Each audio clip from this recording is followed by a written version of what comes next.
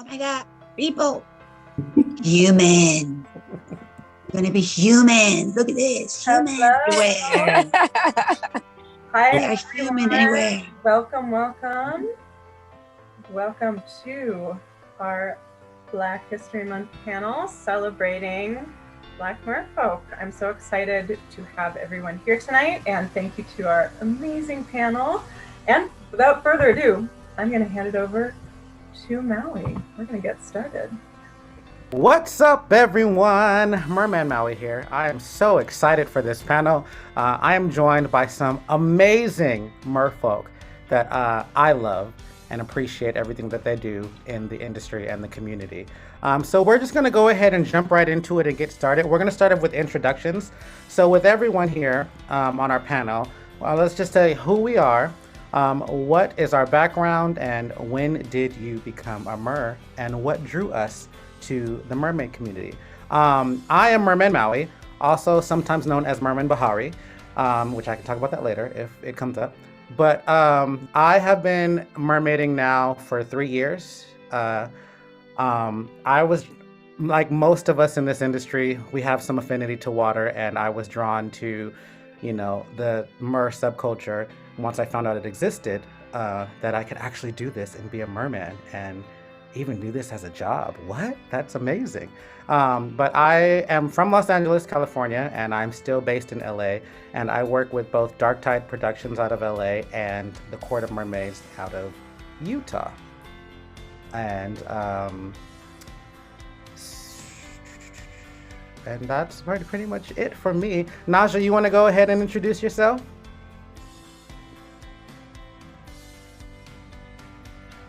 Yes, so I am Naja. I am the owner of Majestic Entertainment. I am known to be the first Black person in the world actually to make silicone tails and provide them around the world. That's not my specialty. My specialty is in film and photography, and that's currently what we do. And I got into mermaiding actually. It was sort of an accident. I can't say it's an accident. Everything happens for a reason. But I just started swimming 6 years ago. And the reason I started swimming was because I saw everyone swimming in my mermaid tails, and I couldn't swim in my mermaid tails. So that's literally how I learned to swim. There was a time I went to a Mermagicon and I wouldn't even go into the water because it was like 17 feet deep. I was horrified, but all the mers there rooted me on and got me into the water. And from then on, it was over. Now I can meditate underwater. So that's my story. Love that. Beautiful. Pearl, would you introduce yourself? You're muted, baby.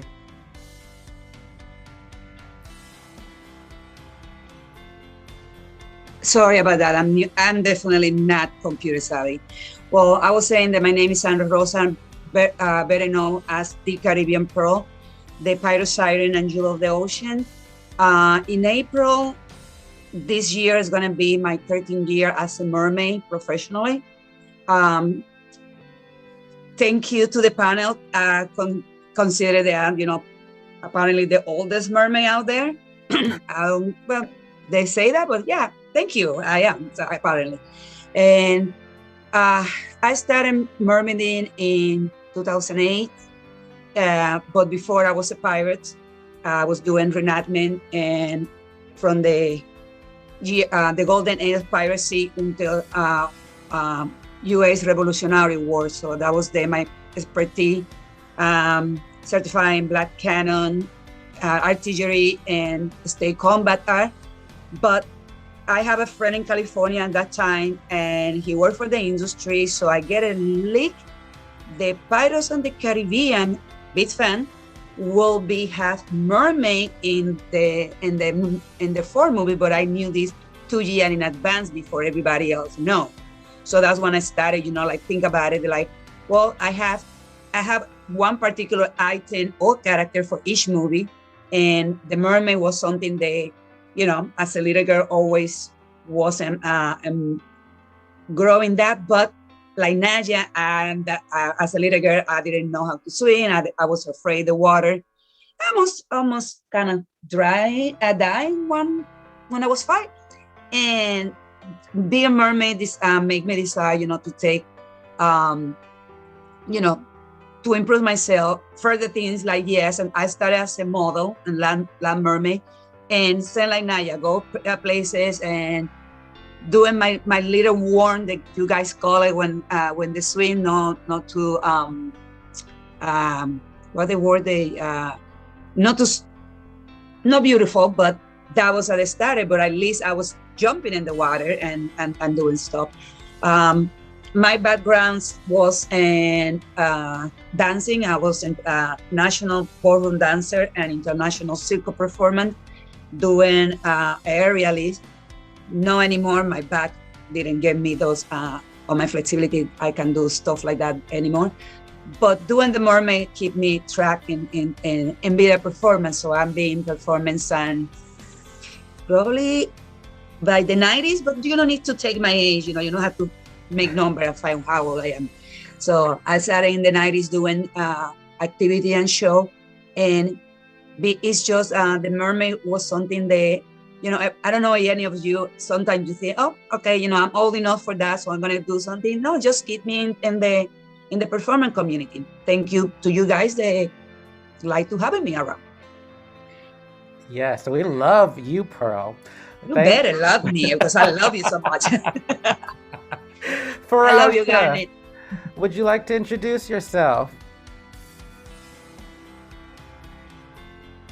Farasha, you're muted.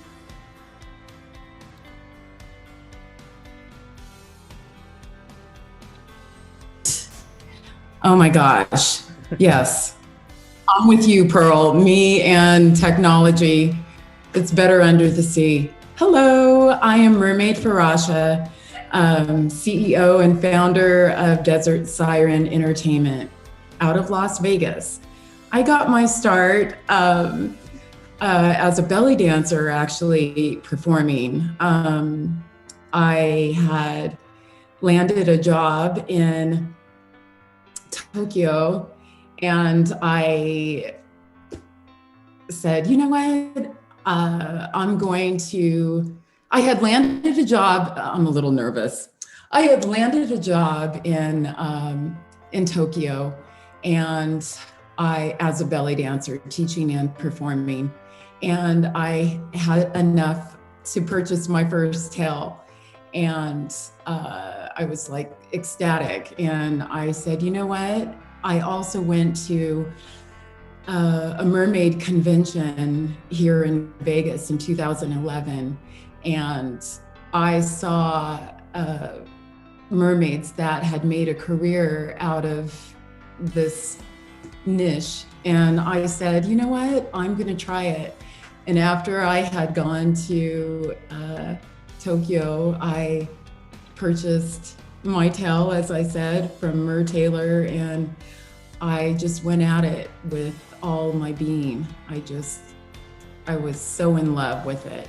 But my background, I grew up in California in Oxnard, and it's a seaside town, and I always— Great for me. Yeah, I always loved the water. And our family, we were one of the first African-American families to swim on the Oxnard swim team, my brother and myself, and I started at 5. So I've always had a love for the sea and creatures and just the fluidity and beauty of the water. So I thought it would be great to fuse the two of belly dancing and mermaiding. Yeah, thank you guys for listening. Absolutely, thank you.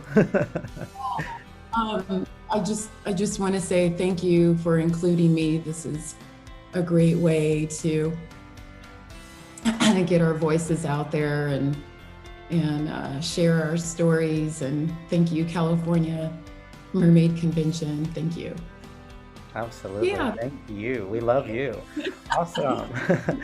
Che, would you like to introduce yourself, please? Hi, I'm Mermaid Shay Monique, and I was a water baby. Like, I don't remember not knowing how to swim. Though I think relevant to this conversation, apparently I took my first swim lessons like in a rec center on a scholarship when my parents were on public assistance. But like, I have no recollection of that. Like, I just always knew how to swim. I also had the type of dad who would just kind of throw kids in the water and say, they'll figure it out. Which has traumatized many of my cousins, but worked out for me. I was 3 or 4 when Disney's Little Mermaid came out, and it was my favorite movie until I became a bit of a feminist when I was 9, at which point it was like, why did she give up her voice for a boy? And not even her voice, but like being a mermaid for a boy. It was that and Bewitched. Bewitched was also my favorite. And it was like, why are you going to stop being magical for your loser husband? But before, I just like, so I spent most of my summers just in the pool all day, you know, and I've heard people like swimming with scrunchies on their ankles. I didn't do that. I just was always trying to like swim with my legs together and like had this like little fantasy of being a mermaid. And, you know, it just kind of dies down a little bit as you age. And in my 20s, as the internet got good, thank God for the internet. Like, how cool is it that we're able to do this right now? Mm-hmm. I remember like kind of getting excited about what would it be like to be a mermaid and like, what does this look like? And starting to kind of dig into researching that, but it was still kind of not accessible for me. I am a burlesque performer and I'm part of a troupe called the DC Girly Show, which I believe is the nation's longest running queer burlesque troupe. We just celebrated our 16th anniversary last week, and we would march in the Capitol Pride Parade. And one year the theme was, what's your fantasy?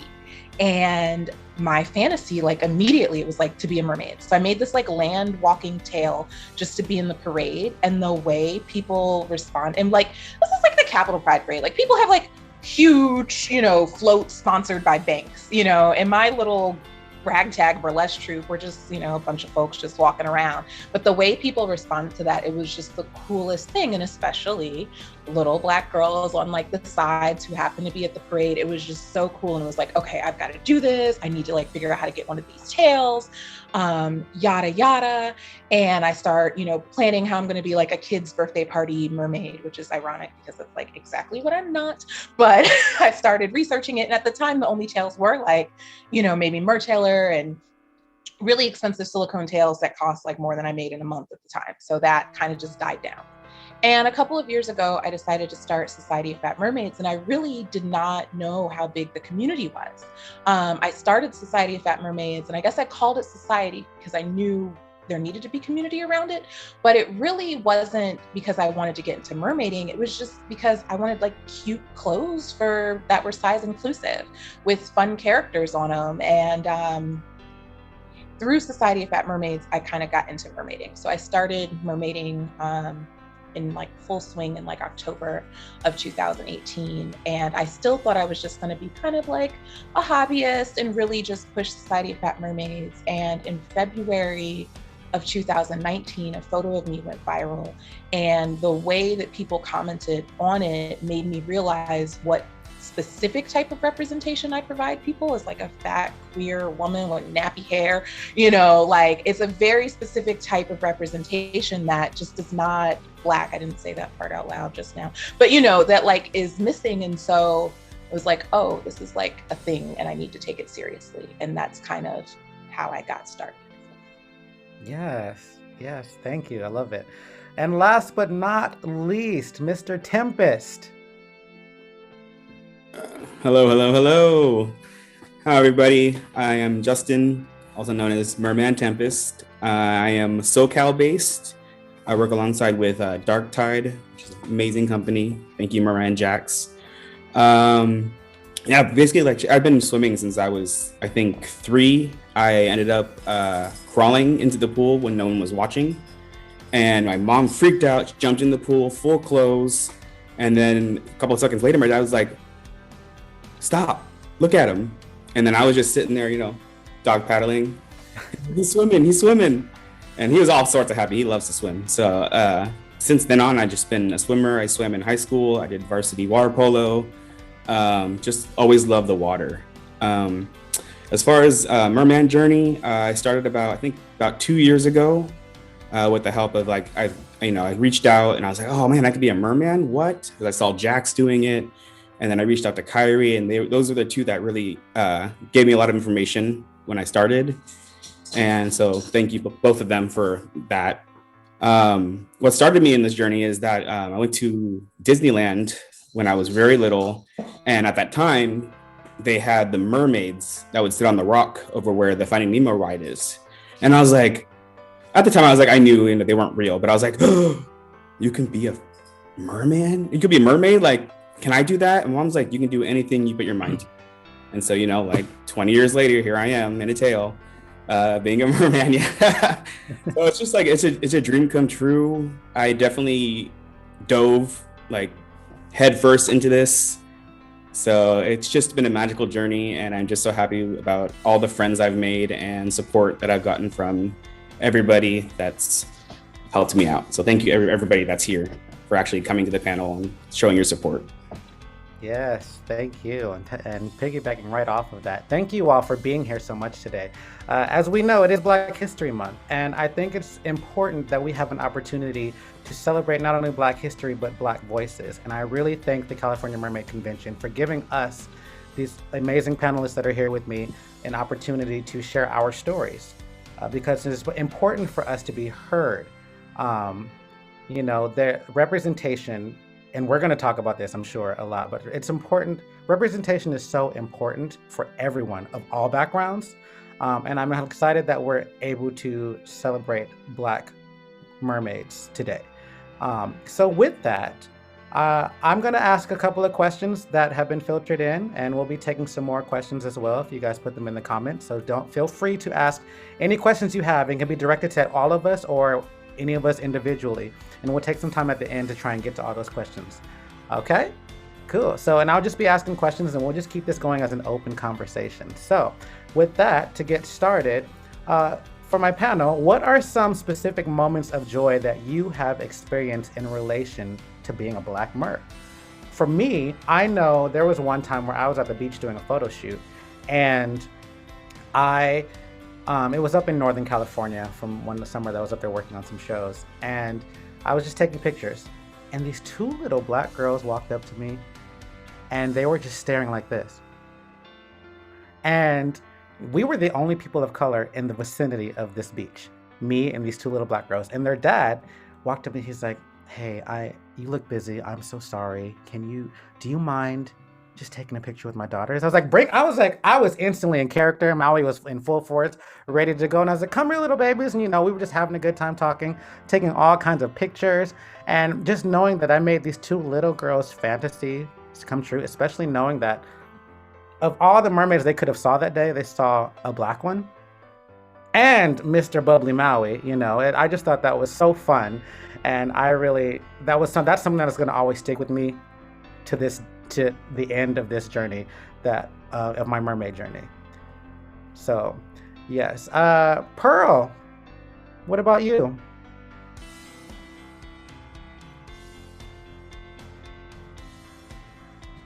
Yeah, you're still muted. Got it. Okay. I have a similar story like you, and this one was always call it one of my first big paid gig that I haven't had as a mermaid, and was in Alabama. And I had this 4 years old little girl, the same thing, everybody was in, mermaid in Silicon Valley was kind of new for many time. And that when I started, like Faracha, when I was looking for my tail, I only had 3 choices of people to buy, like this day that you can just search the internet and find everywhere. And Mom was trying to push the girl to get the photo, but you can see that she was nervous and she was, shy about it. And was too many people around, so I can understand what the little girl was going through. And I told the mom, so don't worry, so just let her, and she will be ready. She's gonna be closer. And my satisfaction on that was see her, like literally probably on the other side of the bed, like my little mermaid sitting down there, and she was literally like little by little moving, jumping up, and until she get next to me, and with the sweetest voice I haven't heard in my life, she was like, "Are you a real mermaid?" I was like, "Yes, I am. So do you want to touch the tail?" And she was, and she actually said no. So, but is you a real mermaid? So do you know Ariel? I was like, Ariel, of course I know Ariel. In fact, do you want to talk to her? And mom and everybody like, so I grabbed my cell phone and I called a friend of mine.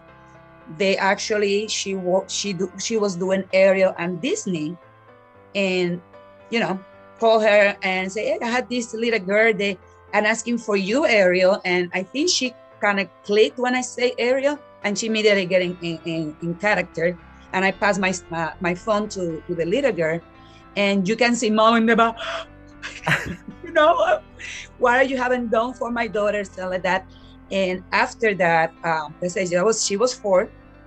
At that point, I didn't know she born February 29th, so her birthday was, every 4 years. And I get hired for her number 8 birthday. And, they flew me to Alabama, and I was kind of amazing experience. But that was millions years ago. The more recent experience that I've been having, because again, when I was there back on the days, I literally not knew any other Black mermaid. At one point, I really started thinking that was honestly like the only Black mermaid probably in the East Coast, because every place they go, I was always the only one. And it was until 2011 that I went to Las Vegas, the convention Las Vegas. I met Farasha. We just crossed line a little bit, but to me was so much joy to see another mermaid of color, because my life is being, I'm the only Black person with a white family. My husband is white.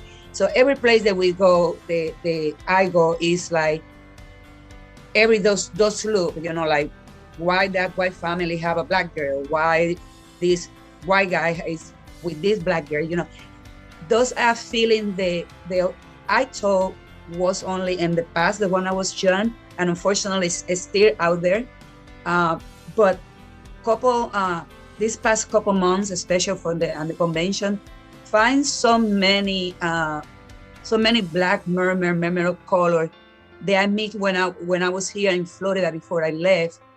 And just we crossed probably like 1 or 2 words. Some people asking me, oh, I would like to be a mermaid or a merman. And I just remember just give it the kindness that I never get when I started this journey. And just say something like, well, if you want to be a merman, just do it. It's nothing holding you. And I remember that my advice to almost everybody that I know that haven't talked to them was like, just don't try to be Ariel or Madison. Create your own character, something that's going to make you unique and people going to remember, and just let your personality flow. And like say, haven't responded, after the convention, I actually make a list and contact, and I have photo with almost every single person that now is a mermaid. And I was like, oh wow. So how this happens, how I turn out like inspiring other people, really, I don't know, because I'm just anxious, like loud and stuff like that. And really was my pyro community, they, create this big persona around me and made me be made me notorious. And so when I went to the mermaid community, saying like Farasha, I didn't know that community exists until I was looking for the tail. It's really being like a big joy right now. Like I had people that reached me. I was like, oh, I'm a mermaid because of you. I was like, when this happened? Honestly, it didn't happen. So that's my biggest joy. And I see every day more more and more Black mermaid in the community, getting their dream, like Chamonix doing her own thing, like this Bring the Society mermaid. It's been amazing because, if many of you guys haven't seen in the past, they say, oh, I'm feeling alone and so even there, I was being around people. Yeah, I was going places and I was like, here we go. So let me do something the people are gonna remember because I'm the only Black person all the way, probably no intentional, but they forget that you are there. You got an event or something, they are gonna try to pick, the area lookalike and stuff like that. And I always told them that, just trying to create something unique. And I don't been disappointed because I have a couple of my mermen that have mentors. I'm very proud. Fernando has her own show, and Neya in my other Neya is Neya. She has her own company, and actually I have a photo of one of my little merman. We take a picture. He was 8, so now he is 18, and I'm surprised that he decided to become a merman too. So I was like, wow. Even kid back in the day, I was like, you want to be a merman, just be a merman. Forget what the people are going to say. Just put a tail and start swimming. Who cares? Yeah, you definitely, Pearl, are an inspiration for so many of us.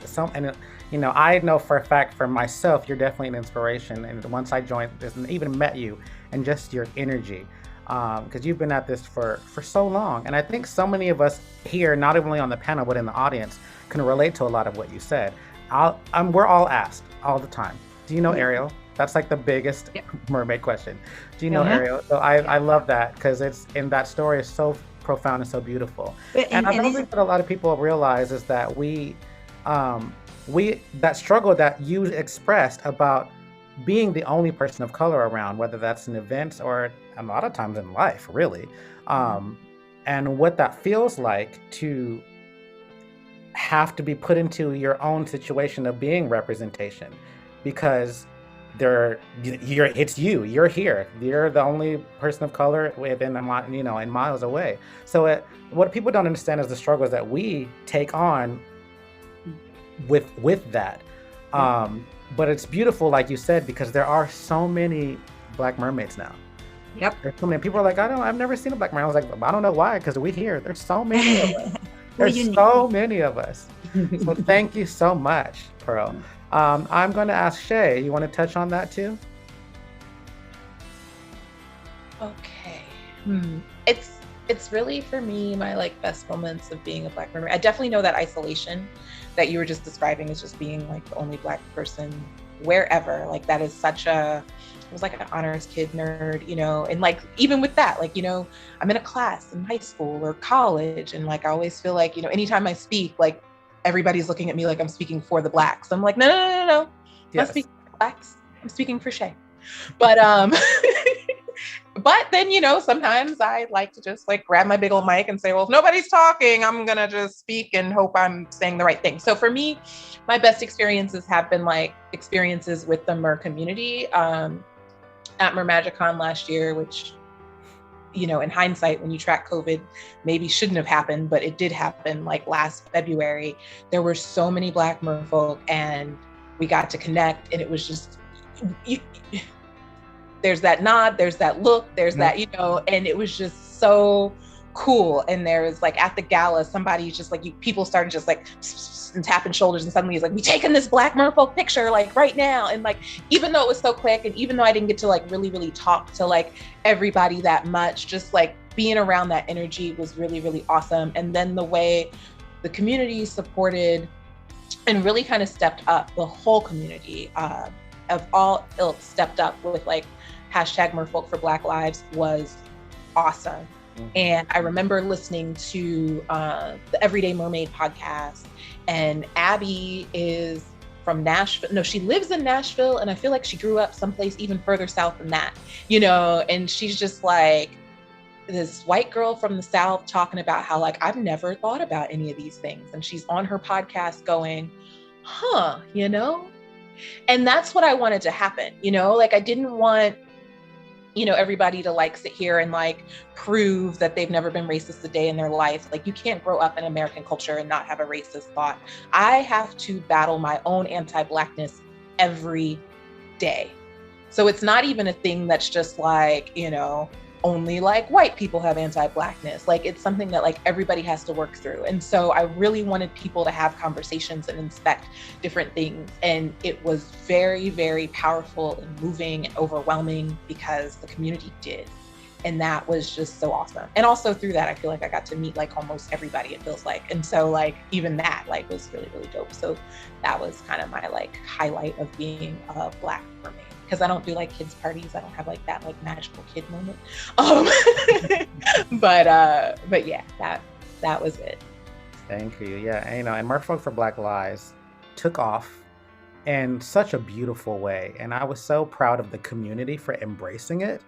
Exactly. Because it showed us really who our allies were, and it was so important. So thank you for that, even though like you said, it wasn't always intentional, because we're sometimes just thrown into those situations where we're the voice unintentionally. Because something has to be said. Yeah, exactly. And I kind of wanted it to be, I don't know, like safe, like easy, accessible. You know what I mean? It's like, how can we have these hard conversations in a more accessible way, if that makes sense? And I think that's what happened. And yeah, it's cool. Very cool. It really did. Yeah, it did. Thank you.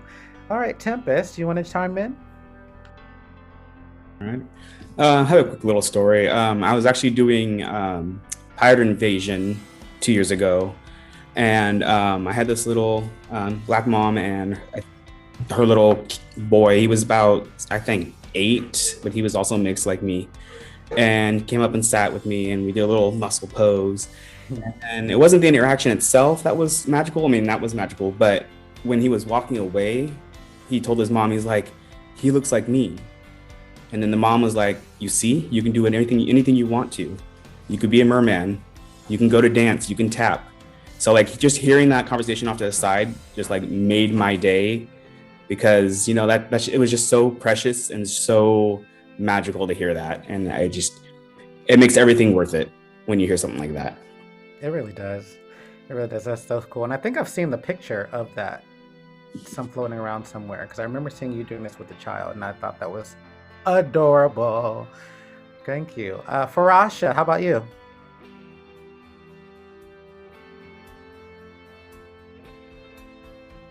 Oh, sorry, love, you're still muted. Unmute. There you are. Yeah, thank you.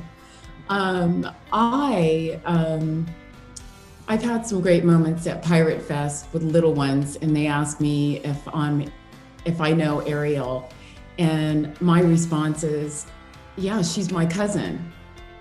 She's my cousin. So in other words, we're mermaids too, and we're brown, we're green, we're any color you can imagine. But also a really great moment, not only at Pirate Fest, but when I have a mermaid school at the Westgate, and to have little brown girls who look like me come to class and swim in a tail, and just to watch their little faces as they leave, they're emboldened, they feel great, they're ready to take on the world, because they're a person who they idolize, they're being like them. They're oh my gosh.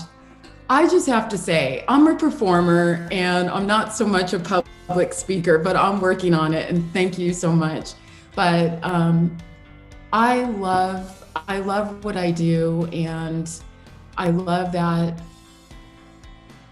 I can show people I'm a representative, and I can show people that through my performances as a mermaid, that there are other people out there, and that we do exist. We're brown, we're beautiful, and not so much through the mermaid community, because I'm kind of a lone kind of a lone mer out there. I've been working really hard, kind of behind the scenes. And Pearl, you have been amazing and pivotal. I saw in my career, I saw your photo when I began, and I was like, oh my gosh, here is someone who looks like me, and I'm gonna do this. I'm going for it. I worked really hard. I busted my butt, and to have the little ones, look at me, and not only little ones, little brown girls, but adults, inspired to take class, whether it be belly dance or mermaiding, is huge. But just to be able to say Ariel is my cousin, that's huge for me. And especially out here in Vegas, where it's full of entertainers. I mean, it's the entertainment capital of the world. And I've done a lot of corporate events where I am surrounded with people that are not of color.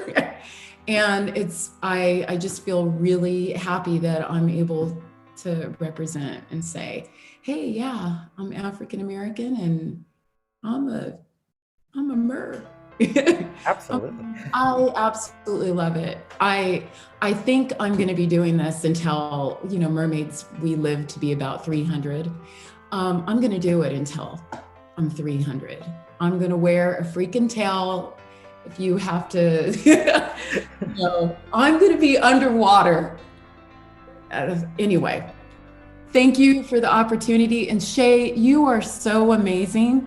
I've watched you and you're inspiring too, because sometimes I get doubtful and I overthink. And of course, that's always an element in my mind. God, did I not get that job because of my color or, but just to keep going and moving, swimming forward. And so thank you. Thank you for the opportunity. Absolutely. Thank you. And you visited me in Pirate Fest as well. I did. Yes, you were amazing. I remember I've watched you grow. I go in and out of the community. I go back and forth between belly dance and mermaiding. But I have watched you grow, and it's unbelievable and inspiring. Thank you. Easy. Thank you. I know it's been such a journey, and so much has changed since I last saw you 2 years ago at, Pirate Fest Las Vegas. So this journey has been beautiful, and I look forward to, like you, continuing to grow until I am 800 years old in this. Right. So. Yeah. Do it. Yeah. Good. Yeah. All right. So this next question that I have, I'm just going to pose it to the group as a whole, and instead of calling on you individually, and feel free to chime in if you like, because I know we all may have different experiences with this question, whether that is a certain specific relation to the question, or we might not relate to it at all, because we all have different journeys here in this industry. So what are some of your specific moments of struggle or challenges that you have experienced in relation to being a Black mer? For me personally, I really think it's just the representation aspect of it, because, coming into this, when I first started mermaiding, I was very like, is this something that I can do? Because I don't see this, and is that acceptable? Is that okay? And it's kind of like saying that out loud. It feels kind of stupid to even think that, but like it's the truth. It is what it is. And yes, now, as we've said earlier, that there's a lot more representation out there. We can still do a lot better. And I think the struggles comes with stuff that both I and Shay have touched on is that something happens and you are instantly put in the spotlight. Well, here's a Black mer. They have to have something to say about it, or what do they have to say about it that we can all look at and relate to? And for me, that's been a struggle, because I feel like sometimes I've been put in a place of like, I need to make a statement. I need to say something, even though I'm kind of processing this myself, or feeling my own feelings, versus just it being open to anyone to discuss and talk about. So those are personally have been my struggles as a Black mer in the community, because though I love to talk about issues, and if you follow me on social media, you'll see I will talk about everything and speak my mind about how I feel about it. But sometimes I need to process before I can do that. You know, we all have our own way of dealing with, especially with the world's social situations in the past year. I think it's important to allow us to reflect, weep, whatever, all the things that we need to do as well. So that's what I would say would be my experience. Did anybody else want to chime in on that? I'll go ahead, Shay. You just hit me like directly in the feels. I decided at the end of the year, I was like, I'm going to take the first week of January off of social media. And I didn't like announce it. I just decided it. I just needed a break. And then like right towards the end of the first week of January, the Capitol got stormed. And I live 7 miles from there. And my fisherman husband works like less than 2 miles from there. And it's funny because earlier that day, I was like, okay, it's time to post my like year in review top 9, and like I'm gonna make this like year in review video, and like stuff was happening and like had family stuff going on, and I'm like, nope, I'm keeping my head down. I'm like, me, computer, like I'm gonna make this video. And then my cousin calls me and she's like, do you see what's happening? And I'm like, I can't pay attention to that. And then I turn on CNN and I'm like, all right, well, clearly it would be very gauche to be posting my like top 9 from 2020. Like it's the wrong news cycle for that. But then like the next day, suddenly there's like hashtag Merfolk for democracy. And I just couldn't, but like, I felt like on the heels of like hashtag Merfolk for Black Lives, that like people were expecting me to make that statement. And even though nobody like ever was like, hey Shay, what do you think about this? Like, I felt like I was supposed to be saying something. And it was like, I can't. I think I'm really happy my husband came home. Like that's what I think. And my husband is 6'2", 350 and very, very dark. And yeah, I couldn't. And yeah, so I just super hard related to what you just said. So I just being emotional, and I'm going to stop talking and putting my lip. Absolutely. No. And I think that's something that we all can relate to, because I see it happen, you know, it's instantly something happens and then our pictures start being shared, or we start being, you know, and I'm like, do I just write on this, or do I have to say, like, you know, it happens all the time. And I don't think people realize that it's nice that we get put in these places like that, where we get engagement and, you know, it seems like we're being talked about. But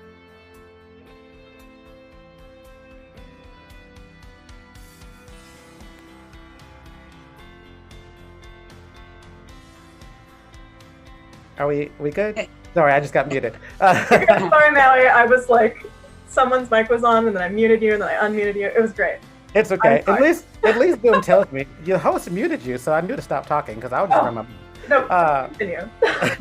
But yeah, as I was just saying, like it's nice, but at the same time, we're always like, is there pressure for me to actually do anything about this? So I just did. And Pearl, I saw you had a hand up. Did you want to say something too?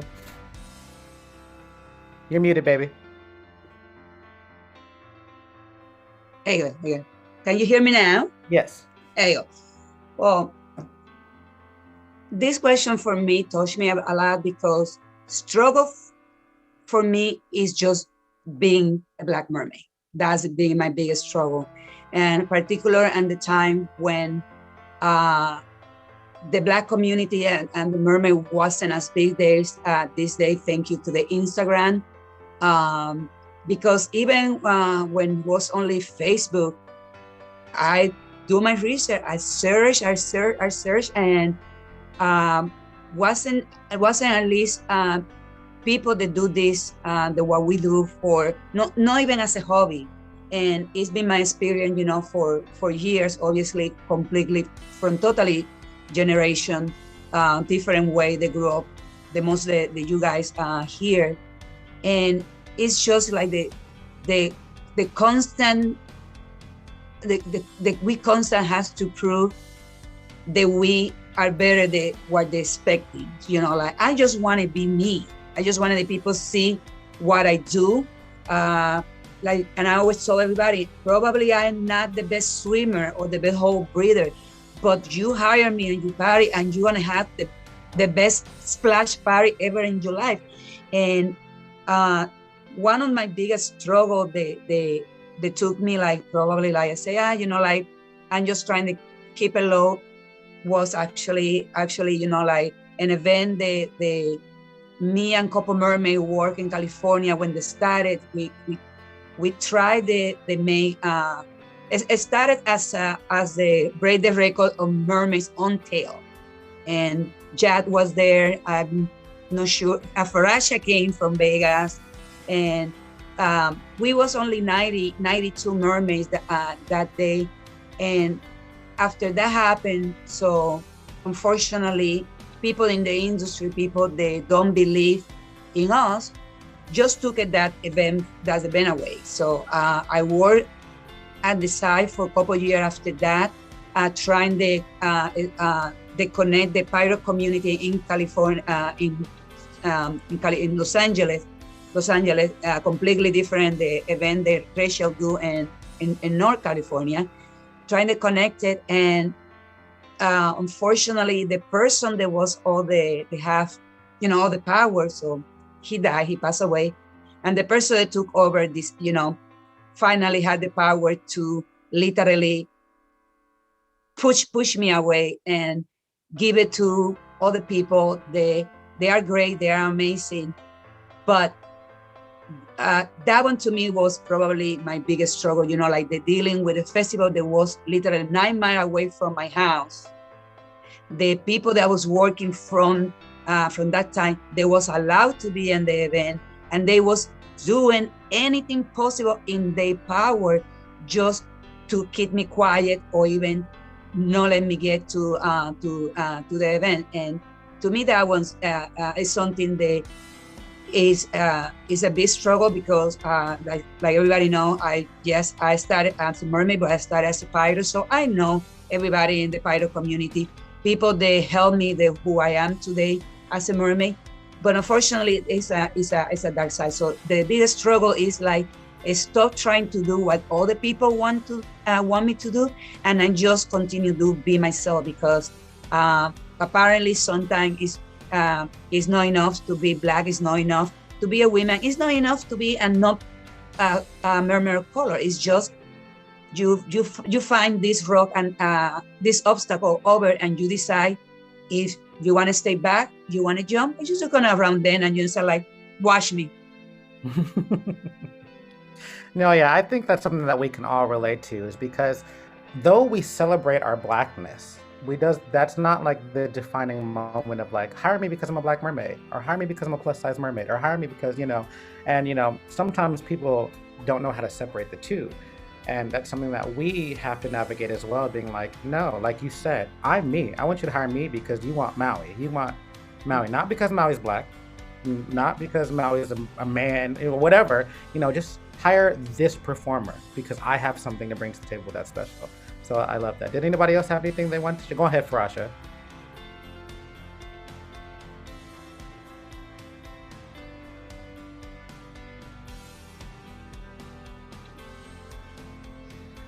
Yes, I want to be known as a mermaid first. And I didn't mention, or I didn't bring up unless the client brought up what are you? I didn't want to bring in politics at all. I just wanted to be hired because I'm a good mermaid. Mm-hmm. I did not want to bring that up. And when Black Lives Mattered, I'm not going to lie, I was like apprehensive about speaking up because I know there was a lot of injustices, but I want to continue to work. And I don't want to have, I want to work. It's not that I'm denying who I am. I want to work though. And I know there's a lot of people out there that are not questioning the movement or interested in the movement. And so I wish it could be that way, that I'm not considered a Black mermaid, I am a mermaid. But since we're here in the world like that, I've had people, other mermaids, go to clients because I am who I am, thinking that they're going to get my job because, you know, they would prefer a blonde or someone that looks like Ariel. They've actually gone to clients more than once to try to get me removed, to have me removed. But, you know, it makes me stronger. It really does. It makes me feel like, hey, you know, I have my issues, Lord knows, as a performer. You know, we overthink, but, you know, I'm going to get through it. I'm going to get that golden jewel under the sea. I'm going to get it. But yeah, it's been hard, and they do look to you. You're the representative for the whole entire race. You know, you're the representative. They want you to comment. So it's kind of, it's a little challenging. You know, Black mermaids want you to be a certain way too, or represent, because there has been a lot of pain. But it's been really challenging. It really has. And, you know, it's like you said, and there's a reason that it's said that we have thick skin. It's because of all the challenges we have to endure on a daily basis, you know, and that's something else that people don't realize. It is a daily struggle. You wouldn't most people wouldn't normally look at me thinking like, oh, he struggled or he's struggled. And I'm like, y'all don't know the halfway. You got time for this? Because this panel is only an hour and a half. Let me tell you some of the stories that we, you know, so it's a daily battle, both in person and online. And so I applaud you because you are beautiful, and I thank you for you and your spirit and energy that you bring to this industry. And we are all here for you 100%, always. So I'm going to thank you. Yes, everyone. I'm going to keep it moving for the sake of time. This is another open forum question. So feel free to answer if you have something to say or contribute to that. If not, we'll get you on the next one. So this one is, how can the Merfolk community grow in relation to inclusion, representation, support, and understanding? One of the things that I was thinking about with this question is because, like I've said, representation isn't so important, but how can we make this aspect more accessible to more, you know, people of color? You know, we know that in especially certain areas, a lot of where I grew up, no one would look at and be like, oh, the mermaid is a thing, you could do a mermaid. Like, that's not something that would be in Inglewood, in the Black community in Inglewood, where I'm from, you know? And so it's like, how can we make that more accessible, you know, whether that has to do with swimming or different programming or something, but even just the representation of it. I really think that what more brands need to do with these mermaiding, and, you know, I've touched on this already personally, but I can talk about it here, is that more brands need to take initiative, similar to like what even just what this convention is doing, give us an opportunity to speak, but just take initiative to partner with photographers, people, stuff, and get more Black people in their merchandise, in their whatever, in their photo pages, in there, so that the more it can be seen, the more normal it will become. Because right now it doesn't feel as normal. It feels like we have to work. Feels like we have to work so hard for it. And I just wish it would seem more flawless. And that's why even myself at the beginning of this month, I called out all the mermaid companies out there. It's like, hey, even just post Black Mermaids for Black History Month. Not saying that you have to be political, just see how that does for you. And if that's hard, maybe you need to rethink your branding strategies and who are you marketing to, you know? Like, that's my 2 cents on some things that I think can help with this. Did anybody else have anything they wanted to chime in? Go ahead, Tempest. Just piggybacking on that, I think definitely social media is becoming a lot better with representation. We're getting there. Just this month, I believe I think it was called #PassTheMic, where a lot of people were talking to Black Merfolk and saying, hey, will you take over my page? Will you say something about, so stuff like that was really cool and really inventive. I mean, this month I couldn't do because I had a lot going on, but like just like stuff like that where people have been like, they actually message.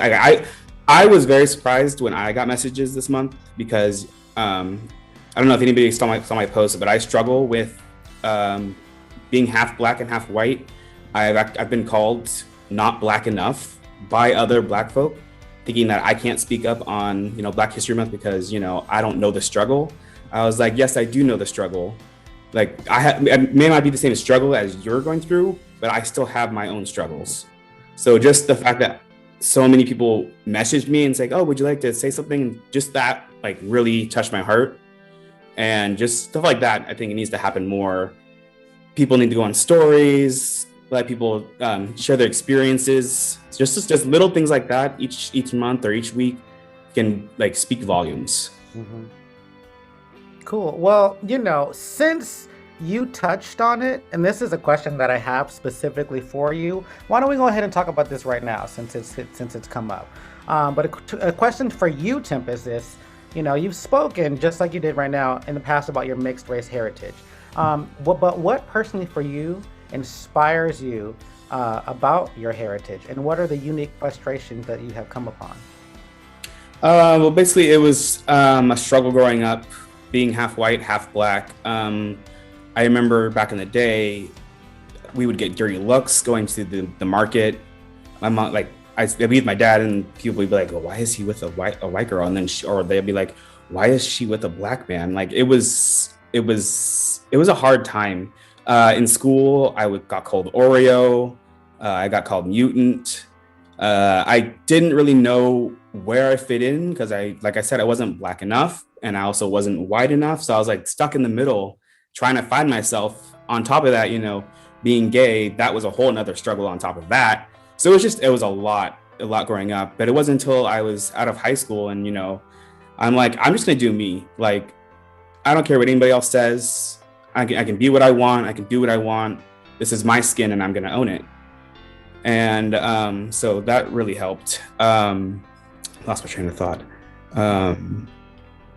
But moving forward with that, I embraced being half white, half Black. I had the best of both worlds. Like, I'm half white, half Black. Like, you put me together, I'm what could happen if two came together. Like the people that hated each other for the longest time can create something magical and beautiful, and be my own person. And so that really helped me out, and I just became myself and decided to speak my truth. And I think a lot more people need to do that because it's hard thinking like that I can't speak up on certain issues because I'm not Black enough. Someone's like, oh well, if you were pulled over, you wouldn't be scared because you can pass as white. I was like, I don't think I can pass as all white. The most of the time I get that I'm Latino looking, and so and they have their own struggles, and so getting over that has been a leap. But I'm getting there. I'm getting there. It's amazing people like you, Maui, that can just speak your mind, and it's amazing. And I love listening to all your stories and your positivity. And so thank you for your overwhelming positivity that you bring to us in the community. Thank you. And it wasn't easy getting to where Maui is today. And a lot of the struggles that you talk about, and I want to pose this to the rest of the panel, as if this is something that you've ever been affected by, because colorism is so real within being Black and African American, because in most cases nowadays we're all mixed with something. It's just the way that it's trickled down in history. Most of us have and I'm 28% Native American, and I have all these other things and stuff. So and I've had similar struggles to you, Tempest, of am I Black enough? Am I too Black? My parents did a good job of trying to keep me well-rounded, but also get me out of the hood to go to school so that I can get a better education, which is unfortunate that I couldn't get a good education in my own neighborhood.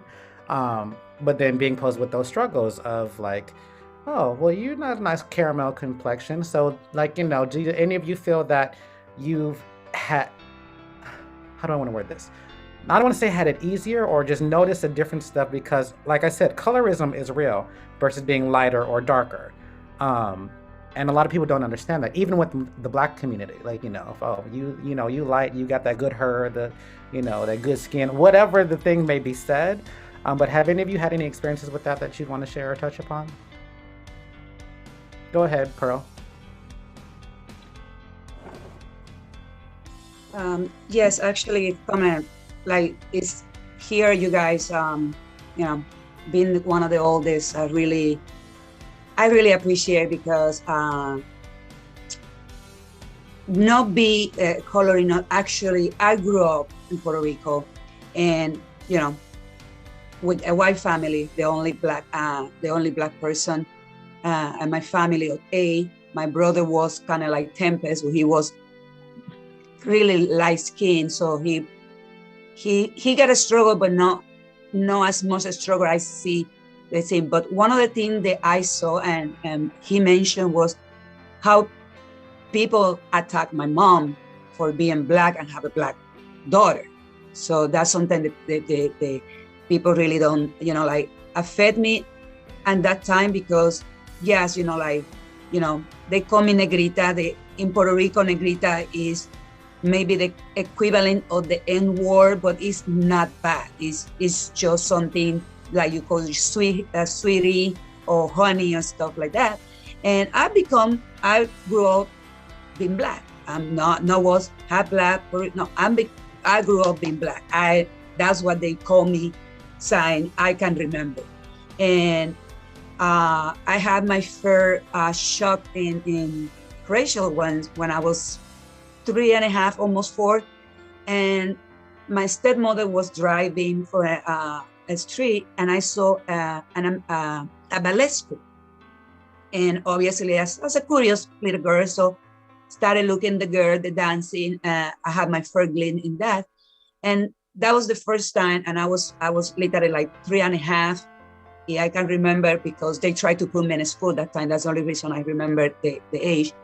And she turned around to me and told me that they don't even think about it because Black people don't take ballet. And I told him, this is early 70s, so I don't have a reason not to believe it. But that moment, that's what started the moment in my life that I'm like, I'm different, something wrong with me. Like why I don't look like my mom or my other brothers and sisters. So, and you have to continue, and we don't unfortunately want to see in this day with social media is the nurturing to everybody, they only say the good thing, the good thing about that person. And unfortunately, we need to learn about, socialize with other people when you are out there. So when I was 19, I was in a hotel in Puerto Rico, very famous, and I was thrown away out of the hotel just because I was Black. And people this is moving forward. That was, I believe it was 1990. And when I told my mom, everybody was laughing. Everybody like, you are making out the story. So no one do that. No, me and my friend from Panama, we both was Black, and we was invited to the pool, and we was the only 2 Black person, and the security come literally and escort out of the hotel. And that was like, you know what? This is wrong. I opened my mouth. Yes, I was like, why are you doing this? Puerto Rican to Puerto Rican. Nothing, we had to leave. And that's probably when I think my character or my personality starting coming out and not being quiet and not let people push me down that way. But when I'm going to this is like, that's in Puerto Rico. I moved to Miami in 1997. And my first few months, obviously no car, nothing, no even speaking English or very little English. I went to the bus and I had these 2 Black American ladies give me, looking at me, and for some reason, I don't remember the conversation, but one of them turned around to me and told me, you are not Black, you are Latina. And that was that was like, wait a minute. So all my life I'm being called Black, and I'm, proud, and I'm being Black. And I know when you are not enough from one side or another one. So, and to me, it was really struggle to see how in the 90s people still thinking about like that. Moving on, 1990, 2001, the 9/11 happened, and that was my first thing when I said, that everything that we was an advance to be accepted, everything was thrown to the garbage. Everything was thrown to the door, and people wasn't really starting showing the what they're really feeling. It was really bad, and I worked really hard with people, like call me name and stuff like that. It's like, why you call me by Sandra? Why you not call me by my name? Yes, and then Negrita, but that's not my name. And we learn when people call you by a name because they want to sympathize with you and because they want to just, pull you down. So, and unfortunately, I had to move and I had to leave Florida, being in Saipan, back to California. And every time that I moved, this is like I had to start again from the beginning. And that's why I see I don't understand, like I'm from different generation. Yes, I can understand. I can dealing with a person that is like probably like 70 years old, like happened recently at my job, and told me that I should be not wearing a bandana, a wrap around my head because I look like Aunt Jemima. And I took it really okay with, I took it fine. This is an old lady. It was a young person that said that to me. I probably, enter into a discussion, conversation, try to teach something different. But my experience is like every time I had to move, I had to start it from the beginning. It's really, trust me, it's really exhausting. Like I go to California, and in California, I had to battle not only being Black, but being Latina, being women, to trying to get job, to survive in this world. Come back to Florida. Now I'm in Tampa, and it's really weird with everything happened with the Black movement, Black Lives Matter movement happened. Again, I don't see that people have learned about the history. Like everybody, in one point, everybody was, tolerance and was okay and was nice, but this day people starting, and one of the things I see in the Black and the community, in the Merman community, is that like they say that they seals, they say that they heroes, but it's very small amount of people, or many amount, like the Mermaid, like the California Mermaid Convention that time, they've been there from the beginning. They have been with us from the beginning. Other people like, oh yeah, I'm gonna do the campaign. You might mention, be more out there and stuff like that. Trust is we try. I know Black Mermaid they try, and they when the George Floyd happened, you see that a lot of companies, mermaid company, put black girl, a black mermaid or a black merman in the advertising and stuff like that, and then nothing happened until nowadays. The Black Month history. I would honestly like to see the young generation, get more the what I feel sometimes that I was retaining, because back in the day, we don't have social media. It wasn't about how many followers, how many likes. It was about your image and your personality. So that was the count. You told like I would like to see tails that match my skin color. I would like to see top that match my skin color. I would like to see you do a campaign about your tail product, clothing, whatever you decide to. I want to see not only the traditional Hollywood idea that was to be represented. I want to see both. I want to see Black and non-Black person in that commission, and not for 1 month. I want to see all the time. I really want to see it all the time, and that's one of the things that I was a leader. When Rachel contacted me, I was like, I don't know, I should be taught because at this point, I'm being active in social media, but trust me, I'm being reading, I'm being follow everybody. And it is astonished how being opportunity from Black people, and this is something that I have to say, I'm sorry, I also nobody get offended, is my opinion. Remember, I'm coming from totally different generation. It's been at least 2 products that are completely for be represented by a Black person, and the company decide to shoot and sponsor a non-Black person.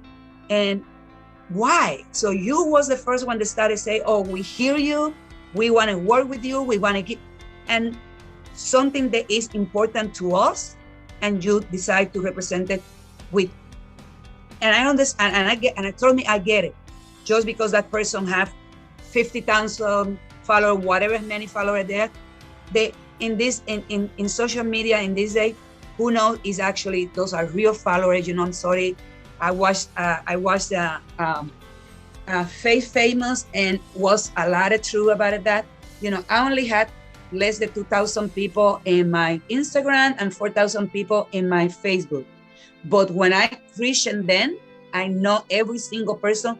I haven't talked with those person at least one time in person before I accept as a friend.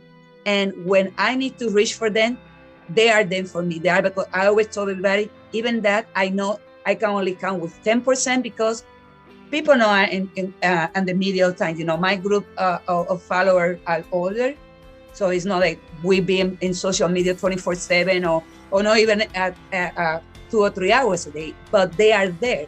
But that's not what they see. They'll just see a number and your likes, and then how many likes you stop, and have the opportunity. They give us those little. Farasha told me once something. It's not just for us. It's that we have to work harder to get those jobs.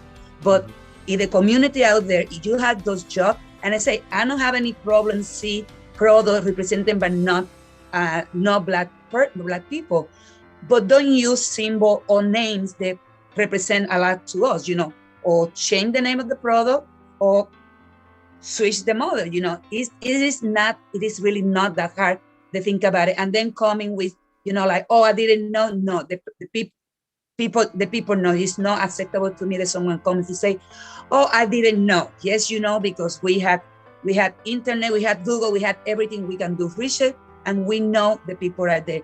And yes, it's a lot of I saw every Black people, Black mermaid, Melanie, brown, any color that you thinking you are, Asian, yellow, anyone. That if you see something, if you get an opportunity to be that face, please do it. Please do it. Don't thinking like, oh, no one's gonna think of me, no one's gonna see me. Do it. Just do it, because we need more of us. The people see, like Maui said, we need more people see this. I never get a black doll when I was a little girl, because my family think the black doll was black magic voodoo. And my sister this year, she sent me this little beautiful black girl, mermaid, from Christmas, and I was very happy to see that she didn't think of that. That she's different generation. Obviously, she born in the 80s, and she don't see that. But I haven't seen so many little girl, like ask me where I get my little pearly, and that's when you see. Actually, I'm been collecting books with black character, because as a pilot, we had the Buccaneer. There is organization that we bring books to young readers, and they don't have many black books with black character, and I've been collecting those. And when I had to do my little reading section, I struggled because my pronunciation and my strong accent. But when I saw those books to those little girls, they can see themselves, and that's what they matter. To me, that's what they matter. They can see themselves. There is not just, I grew up like everybody else with, like white Barbies and Cinderella being white and everything like that. But would be a lot of made different if, at least when I saw a black doll when I was a little kid, no one told me that was just black magic or voodoo or something bad, because that's what we create. Took me years and study and learn that this is just a color. It's just a color. My mom leave me in the oven a little longer than my sister. Yeah, and but Pearl, I think that so many of us can relate. I saw everybody's heads doing a lot of this as you were speaking. And it's so great. It's so important. Just for the sake of time, because we're about 10 minutes out from ending, I'm gonna move it for a little bit. Shay, did you have something you want to say real quick before we keep it pushing? Yes, and I want to make it really, really quick. And I just want to bounce off of what Tempest was saying a little while ago. And I just want to remind us all that, like, while we see color and, race and blackness like impacts our like lived existence, it's also completely made up. And because it's completely made up, how blackness is defined politically has changed so much over the years, right? Like during like slavery, it was like the one drop rule. But at the same time, having like proximity to whiteness was valued. And so lighter Black folks would protect their skin color with different types of things, whether it was you need to pass a paper bag test to get into a certain social club, or you might have an octoroon ball to say, hey, I'm only 1/8 Black. So, it was ways that people tried to kind of create and enforce those hierarchies. And now in the modern era, there's room to like embrace a biracial identity. But at the same time, with that, people are now doing this thing like, well, what is Black enough? Now that we can go on Ancestry and like break it all down. But that is all because this is completely, on some level, just made up for political means, right? So like when we get a Black president, he's Black enough, but like when we get a Black merman, he's not. Like, and so it's, even though they're both biracial. So I just want to remind people that the definitions of things get changed over the years, and whiteness as well, and sometimes that comes up when people are trying to kind of like prove their like, well, what about us point? But, there was a time when like, Irish people and Italian people, checked a certain box and were treated a certain way on the census. And then at some point politically it changed. It was like, we can all be white, but those Black folks got to stay over there. All right, I'm going to stop talking. No, beautiful. Actually, this segues in perfectly to the next question. And I will say this right, because we're about like 8 minutes out. And especially for all of you beautiful Mers that are on the East Coast, if you don't mind hanging out just for a little bit, going over a little bit of time, just so we can continue getting some of these ports out, because this conversation is beautiful. And first of all, thank you everyone for this, because it's so important. Even me hearing some of these things, I'm like, yes. But I think especially for everyone in the audience, just to hear things they may not have ever known is or was the struggle. So Shay, I want to pose this next question to you. Continuing to just flowing of what we were talking about, So can you speak a little bit about the history of segregation in pools and bodies of water in the U.S. and how it is still affecting Black Americans and Black Merfolk today? Full confession. You guys emailed me this question and I was like, see, this is what I get for flapping my gums, making the video X amount of months ago. I need to do some research, but the research has been so fun. And I know we're like quick on time. So swimming pools first made their way into the US around the Victorian era. And at that time, class was the bigger divider more so than race. And worker boys would like take baths in the river, and like rich people just thought that was distasteful. And so they didn't like it. And so communities started building bathing pools, literally for people to bathe in lower class neighborhoods. And they were separated by class because wealthy people wouldn't go, and by sex, you'd have alternating days for men and women, but not by race. So poor people of any race would go in. And then after World War I, we started having like money and stuff and like a different type of middle class environment. And so in the US, they started building like these really, really dope, amazing, like super cool luxury, like kind of resort style pools, just public pools in the community. But they started separating by race because they weren't separating by sex. And so the idea in America of Black men and white women has been the most inflammatory concept as long as Black men and white women have been in America. And so because the new pools were for families to like just hang out, and it was more of a like family place and not a bathing place, they decided that it would be basically whites only. Around that same time, you'd had more generations of kind of like white immigrants. And so, like I said before about like how even like whiteness has changed over time, this is around the time when you stop being like Irish or Italian or German or English and you're just white. Because instead of being someone who's like fresh off the boat and like a poor worker, you've like over the couple of generations, like those white folks have also, you know, assimilated more. And so now this is just like a pool for like white folks, and it was segregated in that way. And then we start having a civil rights movement. And so public places have to be integrated. And interestingly enough, America being what it is, folks would rather like close their public pools than integrate their public pools, which is fascinating. And there's a woman named Heather McGhee. She has a book that like just came out, and she also has a TED Talk. And her whole book is about like all the different things that like ways that racism impacts like America as a whole and impacts white folks, even though, so like in the example of closing the public pools, like public pools, and I'm talking about like pools with beaches and like all this stuff that like, you know, as like merfolk, we're like, and y'all are on the West Coast, I think y'all get better pools than like I get on the East Coast. But like here, like I'm hearing about these pools, I'm like, why would you close this amazing thing?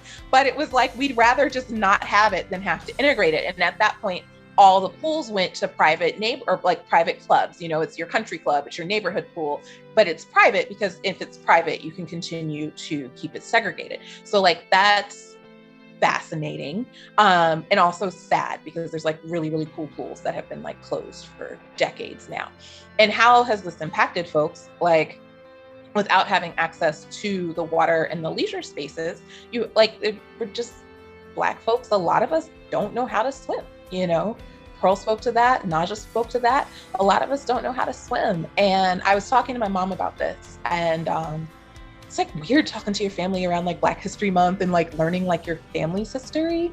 And she grew up in Philadelphia, but summered in Richmond. And I asked her literally this morning, I was like, well, could you like tell like kind of when you cross the Mason-Dixon line? And not really. And she's like, I think, you know, we don't swim and it's like our hair. And I don't buy that. I think we didn't have access. And because we didn't have access, like our hair doesn't accommodate a thing we don't do. But now you have, because we're like the most innovative people ever. So like, I think if we were swimming, we'd have swimmable hair. I just think that's all there is to it. But the sad thing is then you end up with like, you know, Black kids are so much more likely to drown than any other race. And like, I think the stats are ridiculous. Like, is it like 70% of Black kids can't swim? I'm not a numbers person, but it's pretty ridiculous. And that's my brief history of swimming pools in America. Yes, no, thank you so much for that history, because I think it's important for people to know and understand. Yes, give her a round of applause. Because they don't, you know, there's all the stigma around, oh, Black people don't swim or they don't know how to swim. But it's like, well, why? Do you know why that stigma came about? Because let me tell you, as you just did, you know. So thank you. And I was glad that was a question here, because it's important that people don't understand or know that even still, sometimes we don't have as easy access to pools, especially in our neighborhoods and things and stuff as others do, unless we live in a white neighborhood or a more segregated area.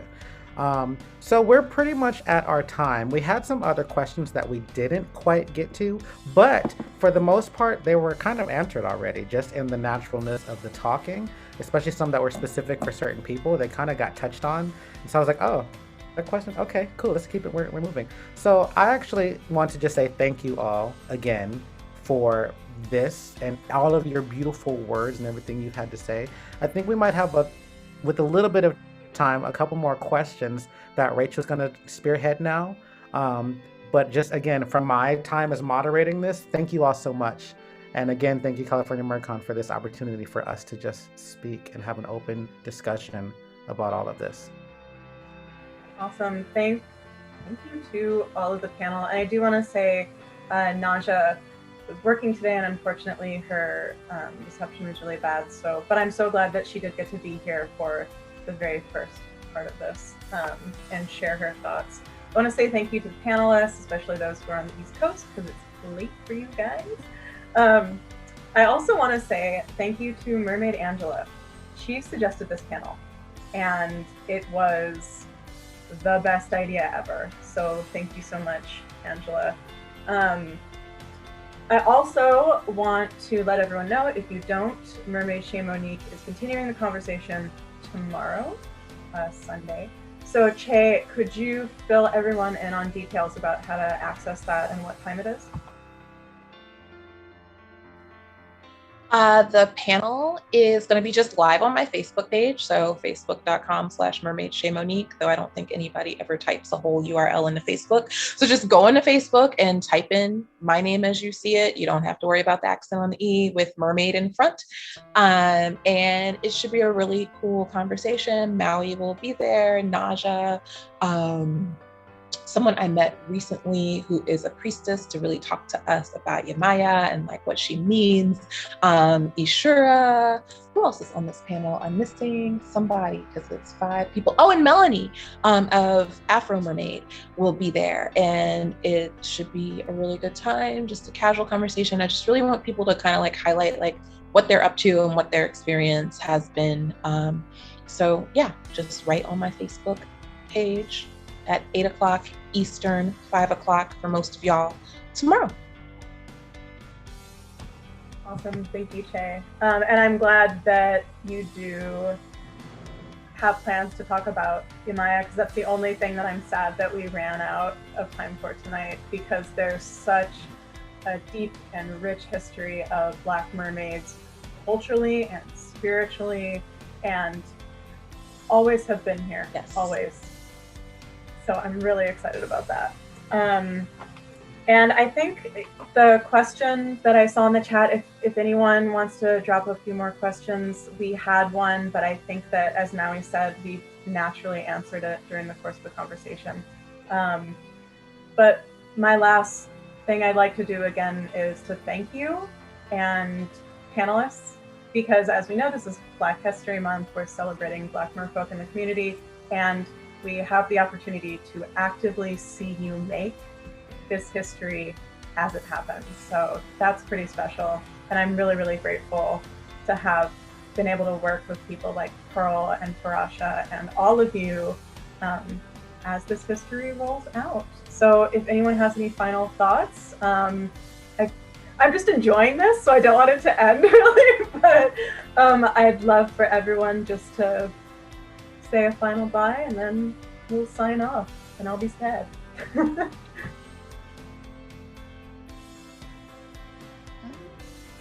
So let's start with Pearl. Yeah.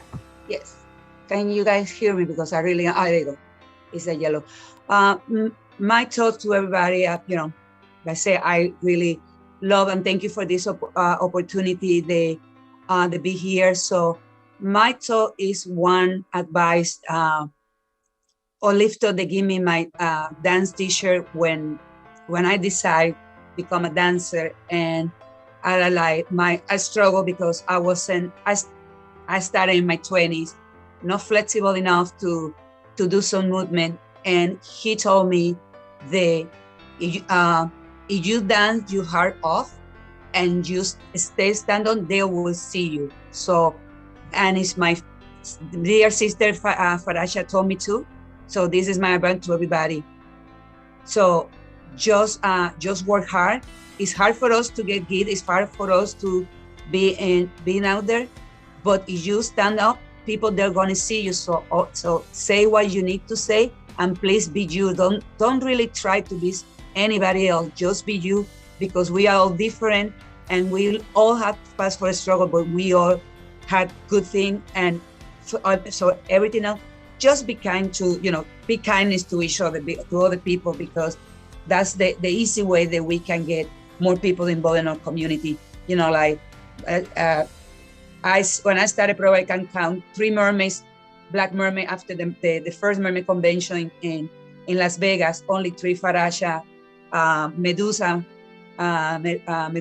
was another one. And at that time I didn't have any role models. So these 2 ladies become my role model, because I was like, I just want to do what they do. And so just be yourself, and remember, if you stand, people will going to see you. So don't let anybody tell anything different. So I love you, everyone. Thank just you, want Pearl. That was awesome. I'm going to ask for Rasha.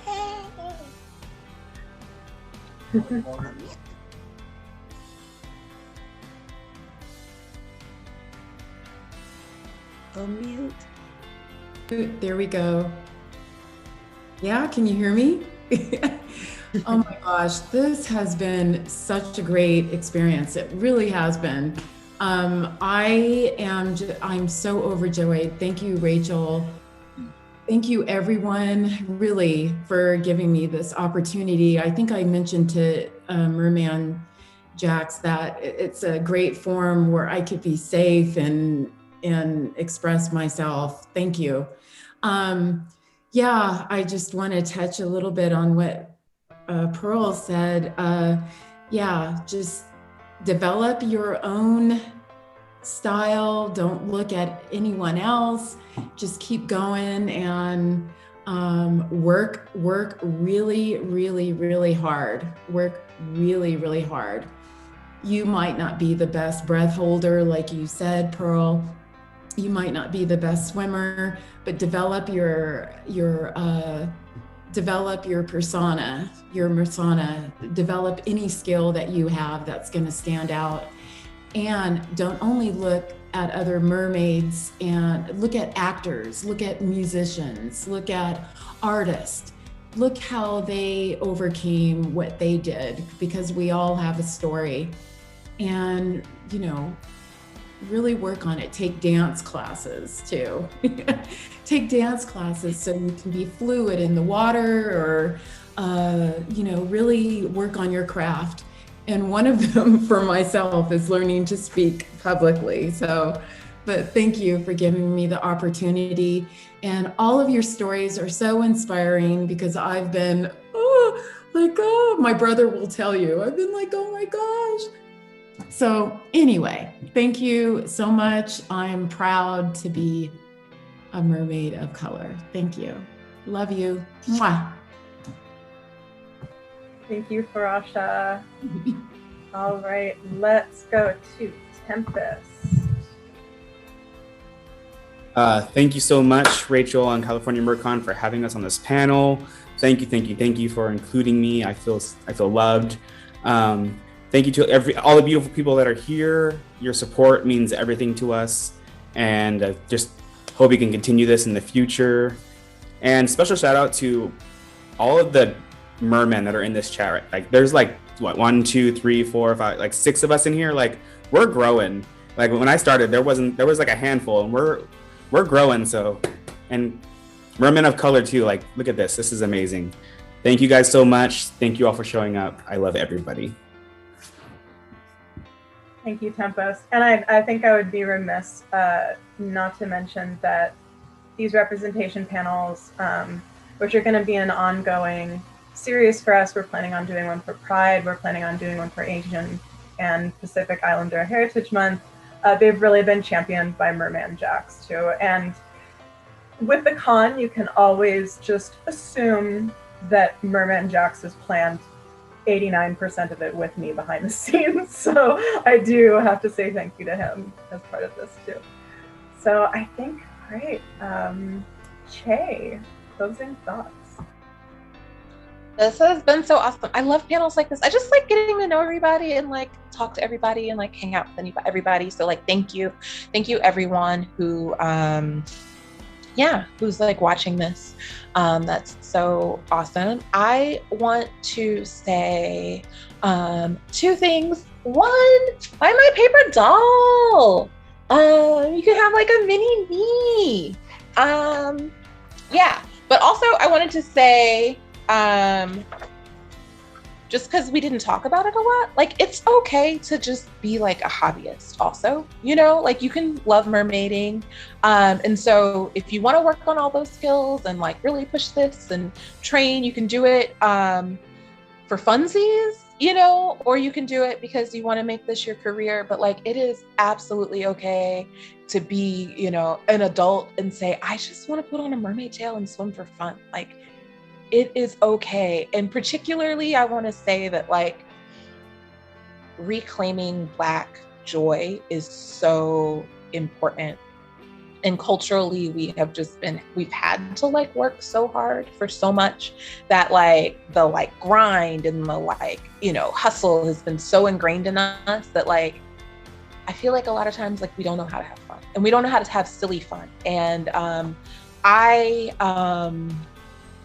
you know, I've never felt not Black enough because of my skin tone, but I, you know, particularly, you know, growing up when I did, you know, I may have been teased for how I speak or, you know, where I went to school or things like that. But I think the policing of Blackness, I think that is anti-Blackness. And I'm talking specifically about the policing of like, what is Black enough by Black people, you know?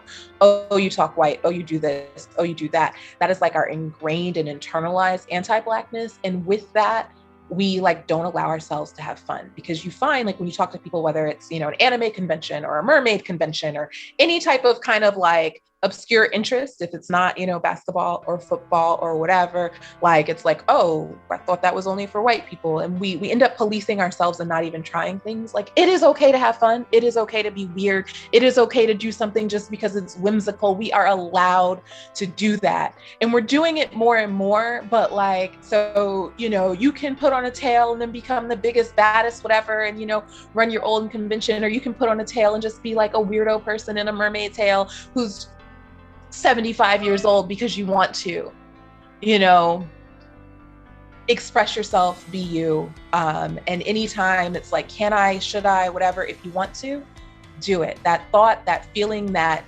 drive was put in you, and it's not just mermaiding, it's whatever. It was put in you because you can. So yeah, that's my rant. Do you have fun?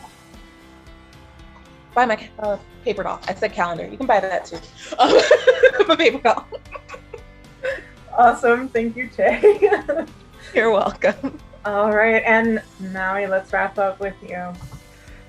Just all the feels just from this with all of you and this energy. But you know, it's all been said, and I just agree with 100% of everything that everybody has said. You know, my slogan, because I say it every time I get to speak at anything, is be you. You are enough. I always say that, and I live by that. I mean, Maui was born because I finally was like, just do you. At the beginning, I was trying to do what everybody else was doing. And I was like, there's 10 mermen on this end. What are they doing? You know, okay, I'm doing that. But I was like, that ain't me. And I don't know. And I was like, I'm just going to be myself, and I'm just going to do me. And I am enough. And then look at where Maui has grown. So, you know, my biggest thing that I can say to people, and I always do, I'm always open to continued discussions like this, you know, especially when I go on my rants, my late night rants about whatever. My DMs are always open, and I respond to every single person that DMs me. So if you ever want to chat about anything, or you are confused about a situation that's happening, whatever, shoot me a message. I'm always open to chat. So I love you all. And I am so thankful for all of you guys in the audience that were here today to just listen to us speak and give us this platform to have someone to talk to. So thank you all. Mwah. Thank you so much, Maui. Thank you all, everyone who bought tickets tonight. We are donating everything to Sisters of Nia, so I'm really, really thankful for that. Tomorrow I'll probably post how much we made, which is great. And follow these mermaids. All of their social media info is on all of our posts that we've been doing for this panel. And one more time, thank you. I'm sad to say goodnight, but we gotta let Che and Pearl go to bed. So thank you so much. Bye, fish.